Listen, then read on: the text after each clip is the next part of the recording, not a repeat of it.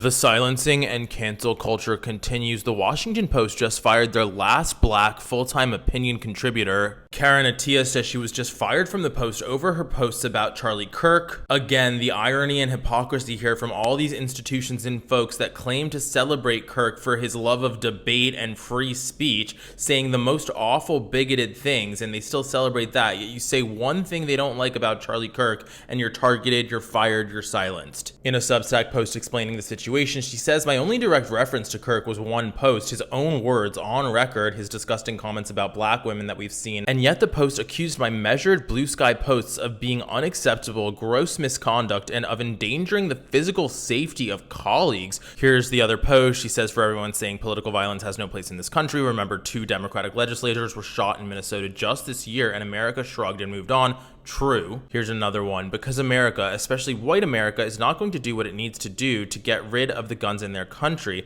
It will be thoughts and prayers. Violence has no place, out of a performance of goodness, not out of the resolve to convince their communities to disarm. I wish I had hope for gun control and that I could believe political violence has no place in this country, but we live in a country that accepts white children being massacred by gun violence, not just accepts, but worships violence. Political violence has no place in this country, but we will also do nothing to curb the availability of the guns used to carry out said violence. The denial and empty rhetoric is learned helplessness, because the truth is America is sick and there's no cure in sight." The very loud silence from the self-anointed free speech warriors who have been crying about cancel culture for the past several years tells you everything you need to know. They were never actually defending a value of free speech or the marketplace of ideas. They were specifically in favor of a bunch of racist crap people were saying and didn't want them to face consequences for it. That's what this all comes down to. They are giddy to see all these people canceled. I promise you that. Like, follow, share, blah, blah, blah.